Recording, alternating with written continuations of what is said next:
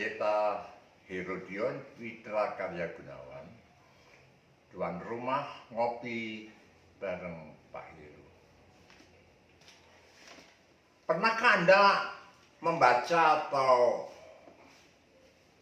mendengar istilah karakter assassination? Karakter assassination. Pembunuhan karakter. Apa yang dimaksud? Barangkali Anda lebih akrab dengan pepatah yang mengatakan fitnah lebih kejam dari pembunuhan. Sebetulnya pesan dari dua istilah ini hampir sama. Bahwa barangkali Anda tidak melakukan kekerasan fisik terhadap seseorang, barangkali Anda tidak sampai membunuh tubuh seseorang sehingga dia kehilangan nyawa, tapi Anda melakukan tindakan fitnah misalnya, Anda melakukan satu tindakan yang merupakan penghancuran, pembunuhan karakter seseorang. Anda kenal Daud, bukan? Daud mengalami berbagai macam banyak penderitaan walaupun dia terkenal sebagai raja yang diagung-agungkan oleh umat Israel. Namanya dipuja-puja sampai generasi demi generasi. Bahkan orang Yahudi sangat amat mengharapkan pulihnya kembali kerajaan Daud. Tapi Daud pernah mengalami penderitaan. Bahkan setelah dia menjadi raja, dia sempat menghadapi pemberontakan dari Absalom, anaknya sendiri, anak kandungnya sendiri. Dia harus lari ke sana kemari untuk menyelamatkan diri dari ancaman Absalom, anaknya sendiri. Nah, apa komentar orang-orang? Orang bilang, ya itu sudah seharusnya begitu. Orang menabur akan menuai. Daud itu kan yang membasmi, yang membinasakan raja sebelumnya, Saul, termasuk anak-anak mereka, keturunan Saul.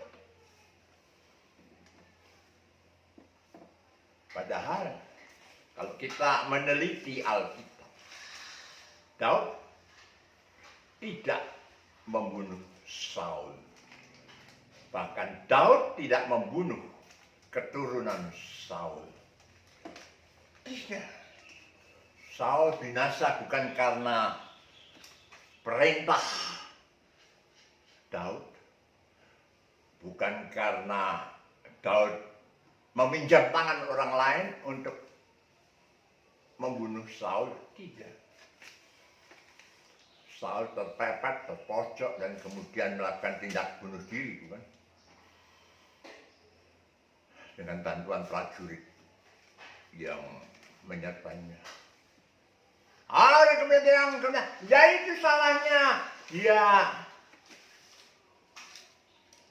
merampas istri prajuritnya, Bathsheba, istri Uria, dan kemudian dengan kejamnya Daud menyingkirkan Uria, menyuruh Yoab panglima perangnya untuk menaruh Uria di tempat paling depan supaya cepat binasa. Ya, memang itu kisah nyata. Banyak orang tahu tentang itu.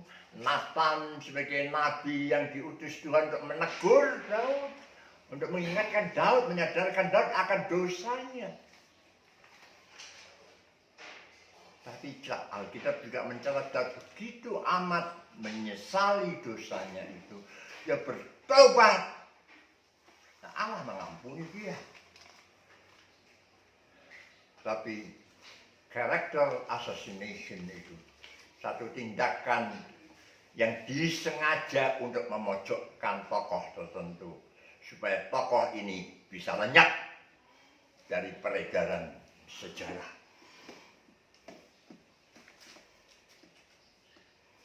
Terus saudara, kadang-kadang kita anggap itu biasa. Kita nuding orang lain, kita omong demi omong, ya pakai gosip, digosok makin sip tentang kepribadian seseorang. Dan kemudian kita membuat orang itu tersingkir dari panggung.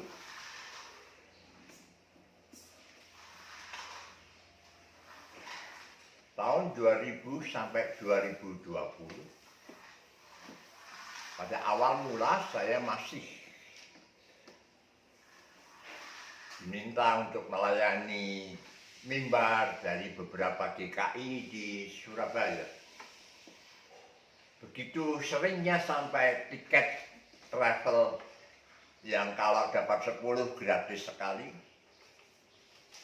Sering kali saya alami karena begitu seringnya saya pulang pergi Surabaya untuk melayani mimbar di GKI-GKI sana.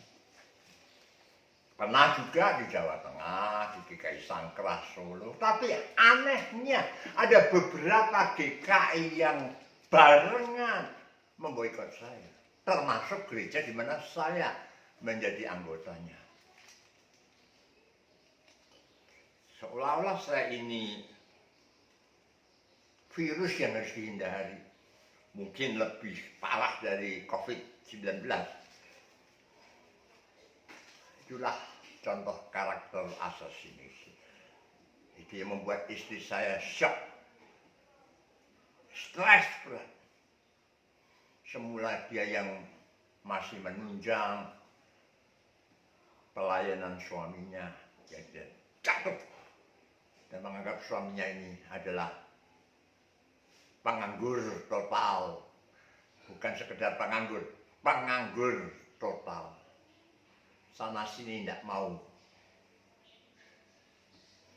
pelayanannya, nggak sudi dilayani khotbah. Walaupun beberapa jemaat Pantekosta memanggil saya semula, tapi itulah jahatnya karakter assassination itu. Biasanya terjadi dalam dunia politik, dalam panggung politik. Tapi heran, gereja itu mengambil alih. Praktek yang nggak beres di panggung politik itu masuk ke dalam praktek bergereja. Saya tidak ingin berpanjang kata, saya tidak ingin menghakimi. Tapi ini sekedar unek-unek untuk menjadi pelajaran. Alkitab Perjanjian Lama dikatakan oleh penulis Perjanjian Baru, semuanya itu dituliskan agar kamu mendapat pelajaran, agar kamu boleh memperoleh contoh, agar kamu boleh menarik apa yang baik dan apa yang buruk dari kisah-kisah dari tokoh-tokoh pada masa Perjanjian Lama itu. Itulah juga maksud saya.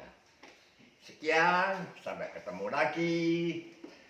Kalau Anda mendapatkan berkat, tolong kasih jempol di kiri HP Anda, subscribe, share, forward ke grup-grup yang Anda ikuti, ke sanak saudara, ke teman, ke tetangga, dan sebagainya. Banyak yang mendapat berkat. Tuhan memberkati.